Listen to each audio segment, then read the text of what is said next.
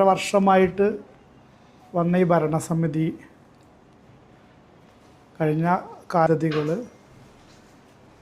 ആവിഷ്കരിച്ച് നടപ്പിലാക്കിയിട്ടുണ്ട്. ബന്ധപ്പെട്ട standing committee ചെയർമാന്മാർ implement ചെയ്തത് അവരുടെ പ്രധാന പദ്ധതികൾ വിശദീകരിക്കും.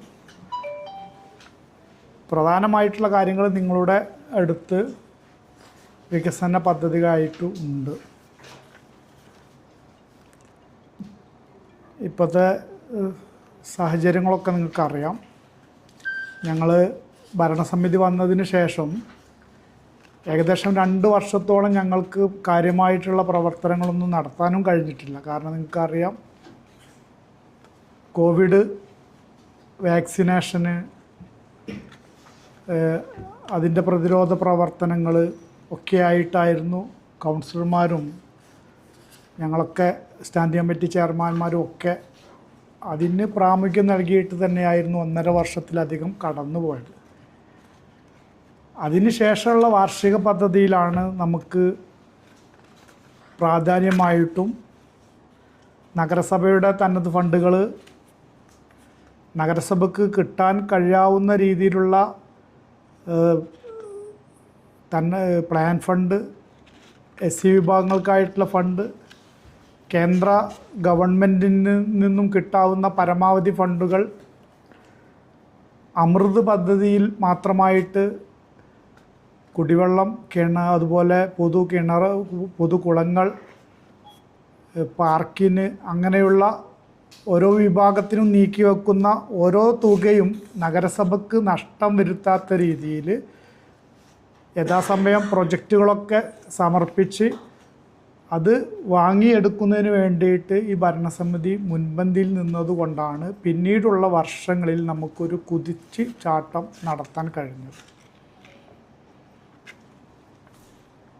വ്യക്തിഗത ആനുകൂല്യങ്ങൾ പരമാവധി സാധാരണത്തിൽ നിന്നും വ്യത്യസ്തമായിട്ട് അപേക്ഷിച്ച മുഴുവൻ ആളുകൾക്കും കഴിഞ്ഞ കാലങ്ങളിൽ കൊടുക്കാൻ ഈ ഭരണസമിതി ശ്രമിച്ചിട്ടുണ്ട്. അത് വയോജനങ്ങൾക്ക് ഉള്ള പദ്ധതികളായാൽ, കാർഷിക മേഖലയിലുള്ള പദ്ധതികളായാൽ ഒക്കെ ആ രീതിയിൽ നടത്തിയിട്ടുണ്ട്. അതിൻ്റെ കൂടെ തന്നെ നമ്മുടെ റോഡുകളെക്കുറിച്ചിട്ട് നിങ്ങൾക്കറിയാം. ഓരോ റോഡുകളും അതിൻ്റെ എസ്റ്റിമേറ്റ് എടുത്ത് മുഴുവൻ സംഖ്യയും അനുവദിച്ചുകൊണ്ടാണ് പദ്ധതി ആവിഷ്കരിക്കുന്നത്. റോഡുണ്ടെങ്കിൽ ആ റോഡിൻ്റെ പകുതി ചെയ്യുക എന്നതിലുപരിയായി ആ റോഡ് പൂർത്തിയാക്കുന്ന രീതിയിലുള്ള എസ്റ്റിമേറ്റുകൾ എടുത്തുകൊണ്ട് പദ്ധതികൾ തയ്യാറാക്കിയിട്ടാണ് മുന്നോട്ട് പോയത്. അതുകൊണ്ട് തന്നെയാണ് നമുക്കറിയാം, മുച്ചിക്കൽ ബൈപ്പാസ് ആളുകളുമായിട്ടൊക്കെ ആശയവിനിമയം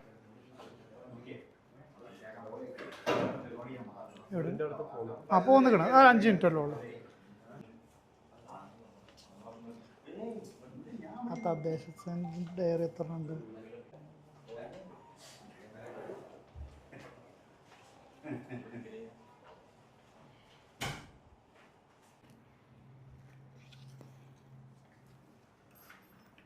നടക്കാൻ പോവുകയാണ്. ഇപ്പോൾ ആരംഭിച്ചു കഴിഞ്ഞിട്ടുണ്ട്. അതേപോലെ തന്നെ നമുക്കറിയാം, നമ്മുടെ യുവാക്കളുടെ, നമ്മളെല്ലാവരുടെയും ഒരു സ്വപ്നമായിരുന്നു വളാഞ്ചേരി ഫുട്ബോൾ അസോസിയേഷൻ നഗരസഭയ്ക്ക് അന്നത്തെ പഞ്ചായത്തിന് സൗജന്യമായിട്ട് നൽകിയ ഭൂമി അവിടെ ഒരു സ്റ്റേഡിയം പ്രാവർത്തികമാക്കുക എന്നുള്ളത് വളാഞ്ചേരിക്കാരുടെ ഒരു സ്വപ്നമായിരുന്നു. ആ സ്വപ്നം നമുക്ക് യാഥാർത്ഥ്യമാക്കാൻ കഴിഞ്ഞിരിക്കുകയാണ്. അർബൻ ഹോസ്പിറ്റൽ നമുക്കറിയാം, വാടക കെട്ടിടത്തിൽ നമ്മൾ താൽക്കാലികമായിട്ട് തുടങ്ങി. അത് 13,000 സ്ക്വയർ ഫീറ്റോട് കൂടിയിട്ടുള്ള ഏറ്റവും ആധുനിക സൗകര്യങ്ങളോട് കൂടിയിട്ട് നമ്മുടെ നഗരസഭയുടെ ആസ്തിയിലുള്ള സ്ഥലത്ത് അതിൻ്റെ പ്രവൃത്തിയുടെ അന്തിമഘട്ടത്തിൽ എത്തിയിരിക്കുകയാണ്. അതിന് 3 വെൽനസ് സെൻ്ററുകളുണ്ട്. കഞ്ഞിപ്പരയിൽ അതിന് സ്ഥിരം കെട്ടിടം,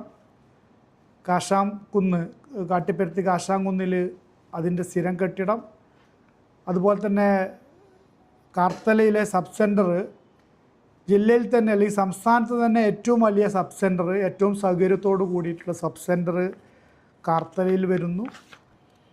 അങ്ങനെ നിരവധി പദ്ധതികൾ. അമൃത് പദ്ധതിയിൽ നമ്മൾ 5 കുടിവെള്ള പദ്ധതികൾക്ക് പ്രാധാന്യം നൽകിക്കൊണ്ടുള്ള പ്രവൃത്തി ആരംഭിച്ചു കഴിഞ്ഞു.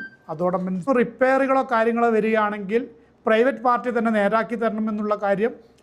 അതുപോലെ ഇതിൽ നിന്നും കിട്ടുന്ന പിരിവിൻ്റെത് 50% അവർക്കും 50% നഗരസഭക്കും. കാരണം എന്ന് പറഞ്ഞാൽ ഈ യാർഡിൻ്റെയും മറ്റുള്ള പ്രവർത്തനങ്ങളൊക്കെ അവരാണ് ചെയ്യുന്നത്. ഇപ്പോഴത്തെ ബസ് സ്റ്റാൻഡിൻ്റെ ഉള്ള യാർഡിൻ്റെ പ്രവർത്തനം, കോൺക്രീറ്റ്, മറ്റുള്ള കാര്യങ്ങളൊക്കെ നഗരസഭയാണ് ചെയ്യുന്നത്. ഇത് പ്രൈവറ്റ് പാർട്ടി ആയതുകൊണ്ട് അവർ ചെയ്യണം ഇത്.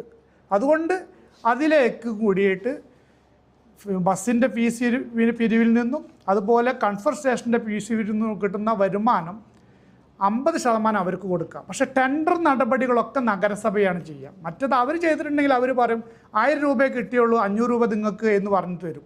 അതില്ലാതെ തന്നെ അതിൻ്റെ ടെൻഡർ നടപടികളൊക്കെ നഗരസഭ തന്നെ സാധാരണ ഇപ്പോൾ ബസ് സ്റ്റാൻഡ് നടത്തുന്ന പോലെ നൽകി അതിൽ നിന്ന് ഏറ്റവും കൂടുതലായിട്ട് കിട്ടുന്ന ആളുകൾക്ക് നമ്മൾ അത് നടത്തിപ്പുമായിട്ട് ബന്ധപ്പെട്ടുള്ള ഫീസ് പിരിവിനുള്ള അവകാശം കൊടുത്ത് അതിൽ നിന്ന് കിട്ടുന്ന നഗരസഭയിലാണ് ആ മുഴുവൻ സംഖ്യയും അടക്കുന്നത്. അതിന് യാർഡ് ഉൾപ്പെടെയുള്ള കാര്യങ്ങളിലേക്ക് ചെയ്യുന്നു.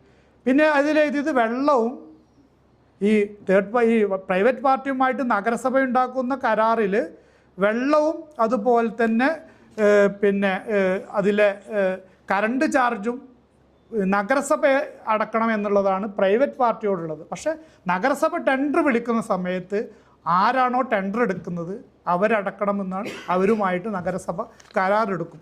അപ്പോൾ അതിലും നഗരസഭയ്ക്ക് 1 രൂപ പോലും പിന്നെ നമുക്ക് നഷ്ടം ഉണ്ടാകുന്നില്ല. മാത്രമല്ല നമുക്ക് ആളുകളുടെ ഒരു സൗകര്യമാണല്ലോ ഒരു നഗരസഭയുടെ മുഖ്യ ലക്ഷ്യം. ആളുകൾക്ക് ടൗണിൽ യഥാസമയം വരാനും പോകാനും സൗകര്യത്തോടു കൂടി ചെയ്തു കൊടുക്കുവാനും നമുക്ക് കഴിയണം.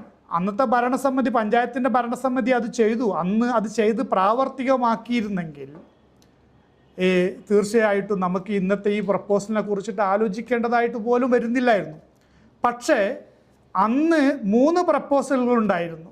ഇന്ന് ഇറങ്ങിപ്പോയ ഇടതുപക്ഷത്തിൻ്റെ ആളുകൾ അന്നത്തെ പ്രപ്പോസലുകളിൽ നിഷ്പക്ഷത പാലിക്കുകയാണ് ചെയ്തത്. ഏതെങ്കിലും ഒരു ബസ് സ്റ്റാൻഡിൻ്റെ പ്രപ്പോസൽ വേണമെന്ന് അവരന്ന് പറഞ്ഞിട്ടില്ല. അവർക്ക് 20 വർഷം കഴിഞ്ഞിട്ടാണ് ഇപ്പോൾ ആ ബുദ്ധി ഉദിച്ചിട്ടുള്ളത്.